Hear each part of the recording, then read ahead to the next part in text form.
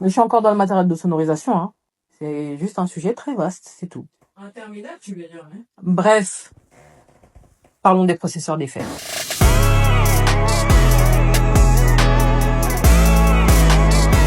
Alors, processeur d'effet, oui, mais commençons par les équipements de traitement de dynamique. Premièrement, le compresseur, qui sert à contrôler automatiquement le volume d'un son et permet d'obtenir un son plus homogène, rendant les sons forts moins forts et les sons faibles plus audibles. Il agit comme une sorte de gardien du volume. Quand un son devient trop fort et dépasse un certain seuil, le compresseur baisse le volume de ce passage pour éviter qu'il ne soit trop agressif ou qu'il sature. On dit qu'il réduit la dynamique. C'est son objectif. Réduire la différence entre les sons les plus faibles et les plus forts, qui est donc appelée la plage dynamique, pour que le tout soit égal en volume. Par exemple, si une personne chante doucement puis très fort, le compresseur va atténuer les parties trop fortes et booster les parties faibles pour que l'ensemble soit homogène et agréable à écouter. Dans sa fonction, il permet d'éviter les pics de volume qui saturent ou abîment le son. Il rend le son plus régulier, donc plus facile à écouter ou à mixer avec d'autres instruments. Et il met en avant certains détails en rendant le tout plus équilibré. Le limiteur, c'est un outil de sécurité pour le volume. Il empêche le son de dépasser un certain niveau maximum, quoi qu'il arrive. Imaginons que nous réglions un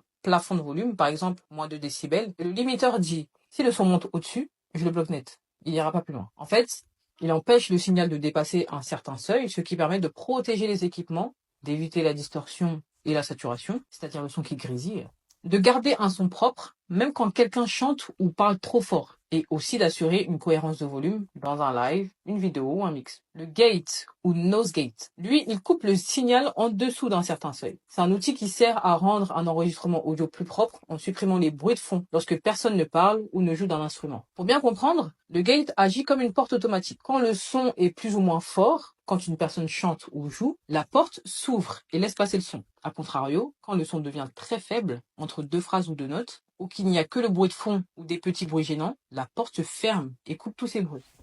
Ça permet d'avoir des silences nets entre les parties utiles de l'enregistrement au lieu d'entendre des souffles, des clics ou des bruits de la pièce. Donc l'enregistrement paraît plus propre et professionnel. L'expander. Il fait l'inverse du compresseur. Il augmente la plage dynamique, donc la différence entre les sons forts et faibles, en atténuant les sons en dessous d'un certain seuil. Il nettoie un signal audio en atténuant les parties silencieuses ou faibles qui contiennent souvent du souffle, des ronflements ou d'autres bruits parasites, et peut être utilisé de manière artistique pour sculpter le son. Le de-esser. Il est spécialisé dans la réduction des sifflantes sur les voix, les trop agressifs, en compressant uniquement les fréquences concernées.